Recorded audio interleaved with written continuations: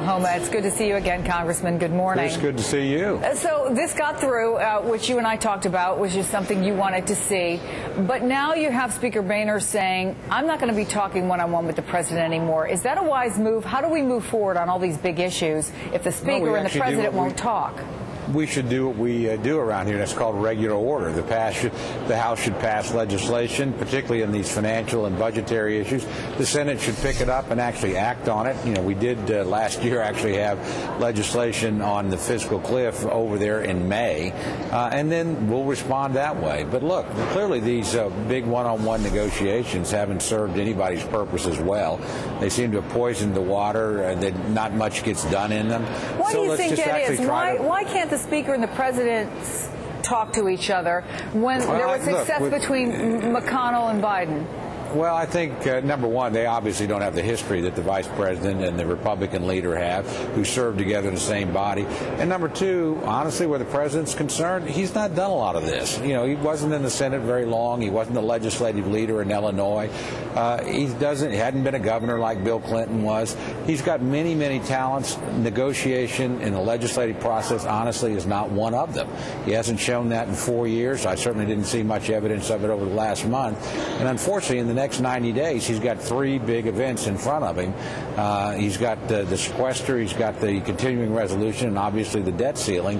I hope he doesn't misread what just happened and overplay his hand. Well, I mean, part of the problem that a lot of people see is that the one thing that did get done with the fiscal cliff, in the narrowness of the decision that was made, the bill that was eventually auto-pen signed, is that it leaves these much bigger issues. And John Boehner couldn't even get a majority of his caucus to vote for this one. So I guess today, as we're looking forward to that vote at noon, are you surprised, or why do you think he hasn't been challenged?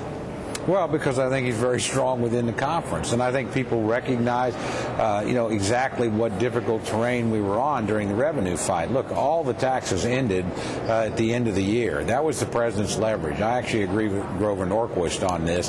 That particular leverage is gone, and it's not going to be reemerging anytime soon. And I also think there are a lot more votes for that deal if we needed them. Once you had 170 Democrats, why would you need a huge number of Republicans? There were plenty of people saying, if you need me, I'll be there. Frankly, if you don't, I won't. And that's fair enough. I mean, both sides do that on a tough vote. So I think the Speaker remains very strong in the conference. I think you'll see that today. And honestly, we're now going to fight going forward on terrain that unifies Republicans, that is cutting spending and reforming entitlements, as opposed to things that divide us. What more than a few pundits have argued on both sides of the aisle, and I'd like to get your take on this, Congressman, is that they agree with you that the Speaker is very strong within his conference. And yet the fact remains, this was the least effective Congress that we've seen since records were kept.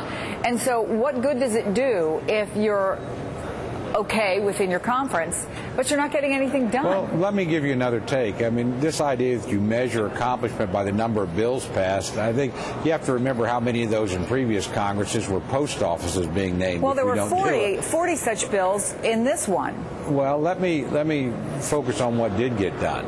I mean, there was a budget deal in April of 2011 that cut discretionary spending. The debt ceiling deal itself was a gigantic deal. The extension of the Bush tax cuts. One of the most painful we've seen in modern history, and one that people are concerned is going to be repeated. Well, it probably will be repeated because, frankly, you're not going to get a debt ceiling increase through without significant cuts in spending. Do you think that we're going to get to the point where we get our credit downgraded again? Is it going to be that bad, Congressman? Look, I actually, that may have been a triggering event, but what downgrades your credit are $4 trillion deficits in a row and no credible plan to get spending under control. And this administration hasn't presented one. The Senate hasn't done a budget in 3 years.